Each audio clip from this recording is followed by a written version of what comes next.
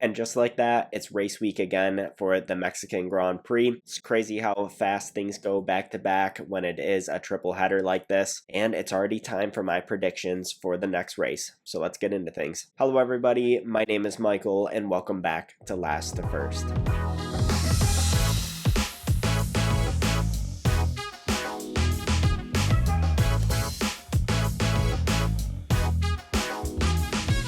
So after a very nice, exciting, maybe a little controversial United States Grand Prix, we are off to Mexico for another race in part 2 of this triple header. So let's get into my predictions today. So starting out in P5 in qualifying, I'm going to go with Oscar Piastri. I think he is on a bit of a back foot right now. He did not perform super well in Austin at the US Grand Prix last time out, and I feel like he was really nowhere. I don't know what happened throughout the weekend, but he was nowhere near on Norris's pace. I know that has happened a few times throughout the year this year, but I do feel like it was pretty significant last time out. So yeah, I think overall he's going to be a little bit behind Norris again this weekend, and it just seems to be that he's lacking some of his Piastri magic at the moment, but I do think that he will be plenty fast enough to get ahead of some of the other teams and drivers like Mercedes and Perez. But overall, I think he'll just be a bit behind and he'll be in P5 for qualifying. P4, I'm going to go with Lando Norris. Maybe I'm overreacting a little bit. I mean, McLaren is still definitely right up there at the top of things, but I think is going to be on pole in the top 3. They have a really good track record in the past years here, and I think it's going to be tough to bet against them. I have a bit more faith in what they'll be able to do at the track. McLaren overall, they also just seem to be slightly on the back foot a little bit after their Austin upgrades. I don't know if they work quite as well as they were hoping. Maybe they're just not fully understanding it as much as they need to, or maybe teams like Red Bull and Ferrari just made some slightly bigger steps, or maybe the United States Grand Prix just didn't quite fit the car. But either way, they weren't at their 100% best that we've seen them lately at the US Grand Prix, and I do think that is going to carry over a bit into the next Grand Prix, because I think the other teams have some car characteristics that will be a bit more beneficial for this track. And I don't think McLaren will be too far behind, but I don't think they'll be quite fast enough to reach into the top 3. P3, I'm going to go with Carlos Sainz. I mean, I talked in length about how awesome of a race and weekend he had last time out. He was on absolute fire. I don't know where that came from. I mean, overall, he's been performing really well this year, but I feel like in the mid part, it's just been a little more average rather than lights out like he was in Australia and like he was at Austin. And yeah, I think it's going to be a good weekend for him again. He had a great qualifying at Mexico last year, coming in at P2, and I think overall his confidence is just going to be really high, and I think that's going to be reflected with a P3 in qualifying. For P2, I'm going to go with Max Verstappen. He missed out by only 800ths last year on pole position, and the field is significantly closer this year. Even with a very dominant Red Bull last year, it was that close at Mexico. It is a bit of a weird track, and I think he is going to slightly miss out again, but it is going to be incredibly close, and I think he's going to have a really promising weekend starting out in P2. For pole position, I'm going to go with Charles Leclerc. I think it's going to be a little Leclerc one-lap magic as per usual. And also, we saw last year Ferrari get a 1-2 in Mexico in qualifying. They were very competitive here, despite their car generally not being super competitive throughout the year last year. And then, of course, they just had a 1-2 at the United States Grand Prix, and the upgrades just seemed to be working well. It was a little unknown if the upgrades were going to extend beyond like Monza, because they typically do well there, and going to a track like the Circuit of the Americas and to perform as well as they did. That is certainly a good sign for their upgrades, and I think it's going to wind up with a Charles Leclerc pole. Looking ahead towards the race, starting out in P5, I'm going to go with Oscar Piastri. I think it's just going to be a quiet and steady race from him. I think McLaren will be slightly behind a couple of the other teams this weekend, and I think Piastri himself is going to be a little bit behind. Like I mentioned earlier, I do think he is going to be ahead of some teams like Mercedes and Perez, and I think he's going to be kind of slotting into his own gap like he did last weekend. again where we don't hear too much from him. Maybe I'm wrong. Maybe he will get back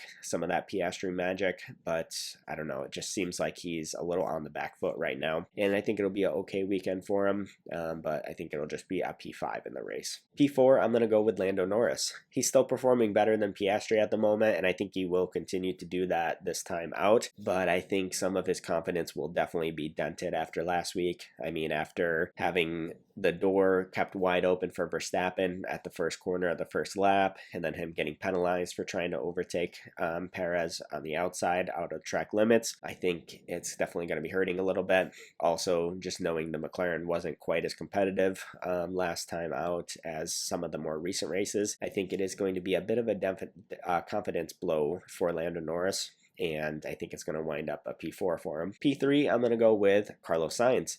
I think he's going to be slightly behind who I think the top two drivers will be, but I think he will be comfortably ahead of the McLarens. I think he won't be too far beyond the top two. He won't be in a complete world of his own. If there is a mistake from the top two, I think he'll be right there to pick up the pieces, but I don't think he's going to quite be challenging for the win this time out. But yeah, he did well here last year. He was on fire last weekend. I've got no reason to believe that Carlos Sainz isn't going to have a good weekend, and I think overall the Ferraris are going to be competitive this time out again. P2, I'm going to go with Charles Leclerc. I think it's going to be really nip and tuck between him and first. I think the car performance is going to be super close, but the track record of the driver in P1, I think, will really make the difference. You know, once again, Leclerc got a P3 here last time out, and I think he's going to perform really well here. I don't think the Ferrari is going to take a back step by any means. I just think it's going to be really tight. I think he's going to be just on the losing end of things in P2, but I think it is going to be very close. I could see a battle between the first two. Now, unfortunately, with this track, even though it does have such a long straight, it is a little challenging for overtaking because of the air density, since it's at such a high altitude. The cars are actually full downforce, but the DRS normally doesn't do too much. So it might be a bit tough for Leclerc if he does lose out on track position, and whoever does have track position I think is really going to benefit from it. So with all that said, I think Charles Leclerc is going to wind up in P2 for the race. Coming at P1 for the race at the Mexico Grand Prix, I'm going to go with Max Verstappen. I think he will actually properly get back to winning ways this time out. He did win the sprint, of course, at the United States Grand Prix, but I think he is going to get a Grand Prix victory this time out. I mean, the car is back in a nice window for him, and it's thereabouts again at the top of the field, which is good to see everybody so close there. And I mean, just Verstappen's track record around here alone is absolutely insane. He has, I believe, 5 wins. 3 of those are in a row, and I think it's going to be really tough to bet against him. He hasn't always started on pole position at this track either in the past wins that he has, so it's definitely possible for him to get through even if he doesn't start on pole and find a win out of it. This track just seems to suit him really well, and it suited the Honda engine and the Red Bull very well in the past years. So I think it's going to be a great weekend for him, and I think he's going to get his first Grand Prix victory since June. Moving on to my masterclass of the weekend, I'm going to go with Liam Lawson. I think RB seems to do really well around here in Mexico. Of course, Daniel Ricciardo got a P4 last year in qualifying, and I believe P7 in the race, which was still a good result. And if Daniel Ricciardo, who was not at his peak of abilities, was able to achieve such a good thing last time out, then I think somebody like Liam Lawson, who has shown that he is a really capable driver, I think he'll really be able to perform well this time out as well. I think he also has good momentum from his first race last time out, so I think that's certainly going to happen, and I think we're going to wind up seeing some points scored by Liam Lawson and just another really promising weekend, and him just continuing to knock on the door of that 2025 Red Bull seat. For my disaster class of the weekend, I'm going to go with Yuki Tsunoda. Last time out, he had a really promising weekend, and then he made some mistakes that really kind of crashed those promises down. He did well up until the penalty and the spin in the United States Grand Prix, and that will definitely be hurting his confidence a bit. We take a look back at last year at the Mexican Grand Prix, he was having a great race as well, and then he just completely made a big blunder and crashed going into the first corner there as well. So this track hasn't particularly been good to him in recent times. I think overall the pressure is just going to be too much for Yuki Tsunoda. He knows that this is the opportunity if he's ever going to get a Red Bull seat. Right now is the time. He needs to be performing well. He needs to be beating Lawson week in and week out. And I think all that pressure is just going to be too much for him. And I think it's going to cause him to have a really poor weekend. And I think we'll see him doing poorly while we see Lawson shine. Lastly, for my bold prediction of the weekend, I'm going to go with at least 2 DNFs at the first corner of the first lap. I think it's time we had a little bit of carnage. We did finally get a safety car last weekend out for the first time in quite some time, but generally the drivers are keeping it really clean on opening laps, and I think with that long straight on the opening lap, cold tires, the challenging aspects of the air pressure as well are all going to really affect the cars and how they behave, and I think it's going to cause some mayhem going into the first corner. So I think we will see a few DNFs there for my bold prediction. So those are all of my predictions for the Mexico City Grand Prix this coming weekend. Let me know what you guys think down below in the comments. Would love to hear your predictions as well. Please give me a like and a subscribe if you're interested, and if you're listening on audio, please rate the podcast as well. It means a lot. You can follow me on social media if you are interested. I'm on X as Last to First Reel, first spelled F1RST.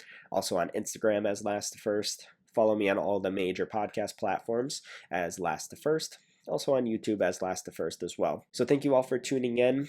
Let's look forward to the Mexico City Grand Prix, and I'll be bringing you more and more content throughout the weekend with the race review and all of my opinions and reactions. So I'll see you all in the next one.